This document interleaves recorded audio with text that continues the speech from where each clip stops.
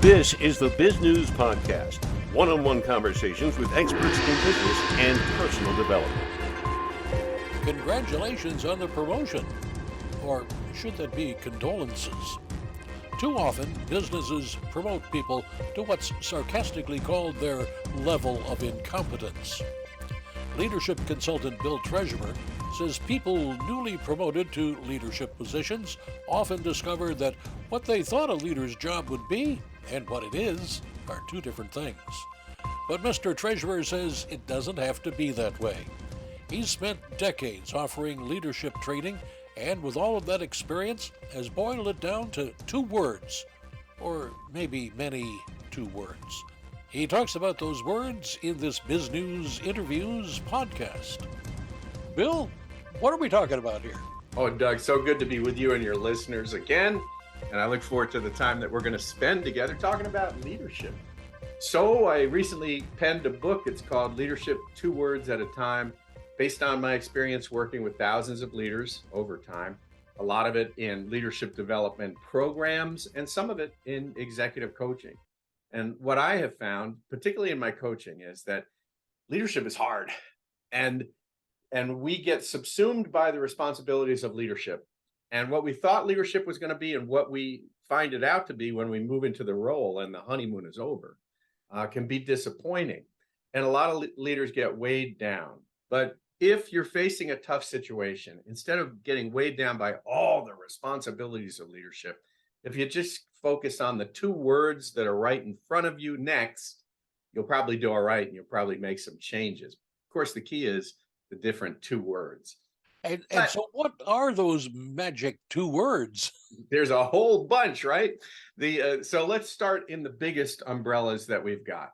The first is, let's think about leadership fitness for a second. What does it mean to be fit to lead? I think that there's 3 different areas that you have to pay attention to as a leader to be successful. And the first is lead yourself. 2 words, lead yourself. That means having personal discipline. It means managing your time wisely. It means being self-aware. It means practicing self-care. It means learning how to prioritize. It means you being a productive person in the workforce. That is self-leadership. So that's sort of the part 1 of leadership fitness. The second is leading others. 2 words, leading others. And leading others is not the same thing as leading yourself. It's not about your own productivity and your own sort of knocking off items on a to-do list. It's about helping others be as successful as they can, cultivating trust, creating psychological safety, ensuring that you're giving proper feedback in a disciplined way, staying positive, all the things that you need to do to help others be successful. And then the third area of leadership fitness, which is why you do the first 2 areas, is leading work. You have to, here's 2 words, get results. And that pressure for results is never going to go away. So you've got to make sure that you're leading your bosses, that you are very attuned to what your goals are, the goals of the organization, the goals of your boss, and the strategic initiatives that you're moving forward. You got to make sure that you don't get intimidated by the idea of business, and in fact, develop 2 words, business mindedness, so that you understand the levers of what make and lose money in a company and how you contribute to that. So you got to lead work. You got to get stuff done. So leading yourself, leading others, leading work, all beginning with 2 words to keep you fit to lead. Well, those are remarkable words, but a huge list of things. Do you find that new leaders are able to grasp it immediately? And if they cannot, what should they be doing first? Yeah, it's a good question, Doug, right? Because a new leader has a lot to think about. I'm fortunate to work with somebody who moved into a CEO role. He transitioned into a CEO role in a company that's about $550 million, maybe bigger than that now. And imagine you're taking the helm of a company like that, and there's like 2,000 employees, and you're just about 40 years old. You're kind of young, right? And this is clearly the most significant leadership role you've ever had. And he was getting all sorts of input from the board of directors. He was getting all sorts of input from the senior executives around him, including his former CEO father of the company. And he came to me for executive coaching and said, Bill, I'm getting well-intended advice. People are telling me what to do. I got so many things to think about, so many barometers and measures that I'm being measured against. Where do I start? And my response to him was start by being a good person. Be a good human before you're a good leader. Develop character. Get very close to what your principles are, what you stand for, and what you stand against, and know what those things are. Make sure that you're polishing your conscience. Make sure that you're taking good care of yourself so that you can care well for others. So start first by being a good person and cultivating that so that you're not operating your leadership out of pettiness and ego. Bill, do you find that good leaders have to be good managers first? I think that it really helps. I think it's probably the very rare leader that isn't disciplined about management before they moving into a leadership role. I think that you can be a very decent manager without being a leader, but I don't think it's possible to be a good leader without having competency in management. Because really, if you think about it, I mean, sure, there's plenty of differences about leadership and management. And a lot of the universities cover those differences. And the most common way of saying it, and I think it was Warren Bennis who said it, is that managers do things right and leaders do the right things. And all of that may be true. That said, I think that leadership is management at scale. So if you can't be disciplined about goals, if you don't know how to set priorities, if you don't use your time well, if you don't know how to budget things, if you don't do things scheduling wise to make sure everybody stays on task against a deadline, well, how are you going to be a leader? Because you got to do those things at scale. So I think it absolutely helps to be a disciplined manager as the foundation of your leadership.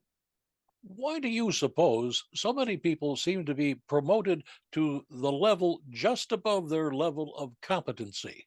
The old Peter principle that we rise to the level of our incompetence, right?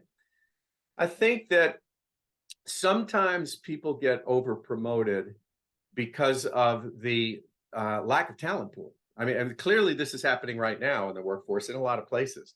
And we, it sounds kind of in your face to say that, but I'm working with a construction company right now up in New York, and they are thinly staffed. The talent pool is really hard right now. It's a really competitive landscape right now to have employees come over to your company when there are other companies trying to entice them away.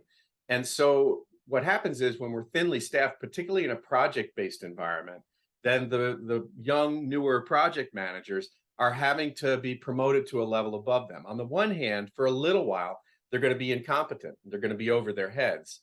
On the other hand, it's how you develop competency. Is do you rise to the occasion? Do you seek the mentoring and coaching of people more experienced around you? Do you dig in and work hard to sort of swim into the level of competence that the job requires?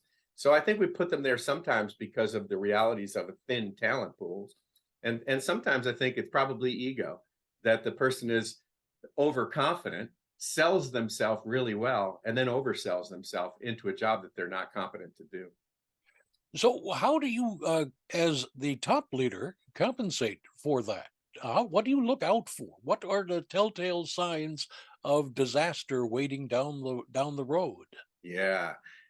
I think of something that I was taught by Patrick Decker, and Patrick is the company of $1 billion water company. Literally, their whole business is all about water. It's called Xylem. And he says that what he looks for is when he puts somebody into a new leadership role, do they grow or do they swell? Now, meaning, do they say, all right, this is a first time for me.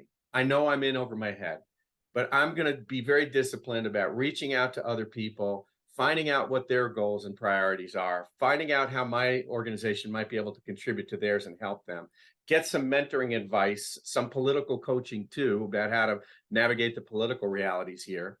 Or do I move into that leadership role and my ego starts to take over?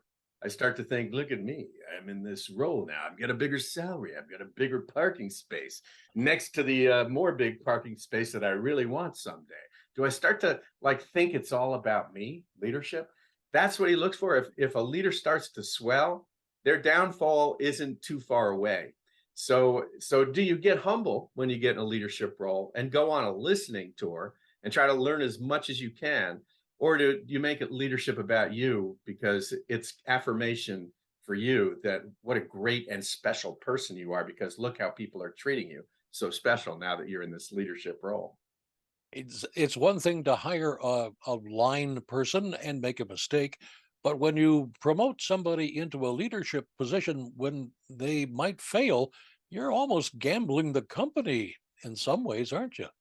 Yeah, it's clearly a risk, and you have to really do your due diligence. You know what I'm trying to say. You've got to do your homework, and whenever you put somebody, now a lot of times you're doing it internally, so you've worked with this person, you've watched their growth, you've seen them pay their dues, and you can pretty well predict how they're going to operate in this bigger position from them. That said, sometimes you're wanting to change a culture. So you might hire a person from the outside, but a culture can reject that new person like a toxin if it's not done the right way. There's an assimilation process to bringing that person in and a due diligence process on your part to make sure that there's cultural compatibility with that person coming in at a senior level. It's really hard to integrate senior executive hires, and sometimes they may oversell themselves and we may think that we're buying a bill of goods that we aren't when we place that big bet. And as you point out, because it's in a senior executive role, it can do more damage than if it's a line position if you get it wrong. Bill, what got you interested in the leadership aspects of management? Doug, I'm almost embarrassed to say it, but because I was a sucky leader. And I know that because my employees told me so. Well, at least one had courage to tell me. I was leading a group of people in a project-based environment, and one of the people that I was responsible for came up to me after I lit into the team and give them some really hard feedback, and he pulled me aside afterward and said, "Hey man, I don't need this job that bad to be treated that poorly by anybody. I'll walk if you ever talk to us like that again." And I got defensive, and I'm like, "I'm your boss. I'll talk to you anyway I want." But I thought about what he said, and I realized that I had no idea who I was as a leader. And if I got down to it, I really didn't know how to lead. So I started reading books on leadership and management and organizational development. I got a little bit better.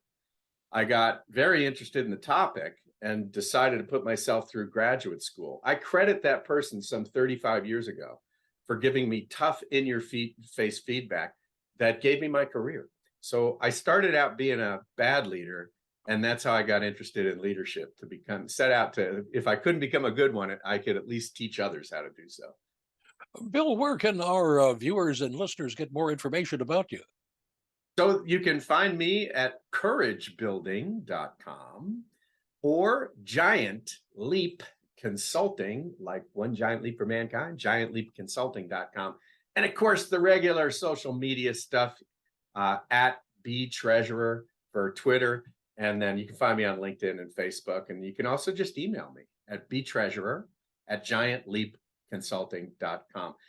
Doug, I've enjoyed talking to you today. Again, it's good to be back with you, and hopefully we don't have to wait, another pandemic before we get together again. Well, that is indeed the case, Bill. Well, a couple of quick other questions, and that is, Got it. what have you found different about leadership post-pandemic compared to pre-pandemic? We'll skip I, those 2 or 3 years in between. right. I think that a couple of things. One is that I think pretty much everybody in the workforce has a greater appreciation for the importance of balance. I think that we were all on a crazy train in 2019 and before, and never knew that we were on a crazy train until the crazy train stopped. And I think it's been a hard adjustment to figure out what is the right amount of work intensity that we should put into our lives, and how do we amp up that appreciation for our home life and our non-work identities. And I think as it relates to leadership, I think it's partly remaining vigilant to watching your team and making sure that everybody is attended to and that you're not taking people for granted.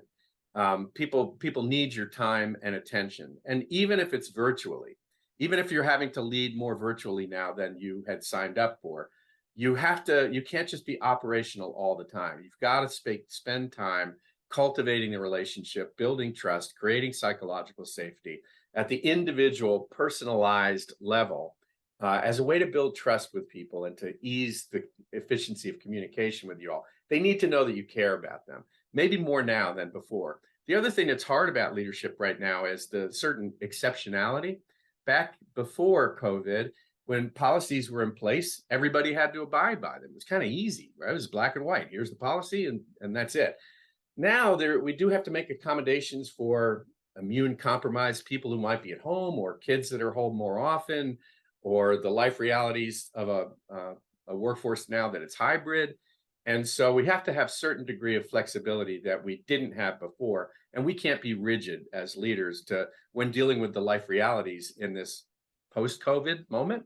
So those are a couple of things I think that might be different about leadership right now. And Bill, since you are a veteran of these podcasts, you know the last question is always, what would you like to add that we haven't talked about? I would add that the importance of courage never goes away. That remember these two words. It's, by the way, it's in my book, Leadership 2 Words at a Time. I dedicate the book to new leaders with the word be courageous, those 2 words. And then the last chapter, and it's only 2 pages long, is be courageous. So the bookends of the book. And that is important because when you're in a courageous moment, you are in discomfort. You're in discomfort when you have to lead change. You're in discomfort when you're leading a hybrid workforce. You are in discomfort when you are learning, progressing, growing, evolving, and changing things. And so the need to be courageous will be with you for your whole life, inside work and outside work. So my encouragement to you and all your listeners, and something I have to apply to myself on a daily basis, is be courageous. You've been watching the Biz News Podcast. We welcome your input. Send your email to editor@biznews.com. Thanks for watching.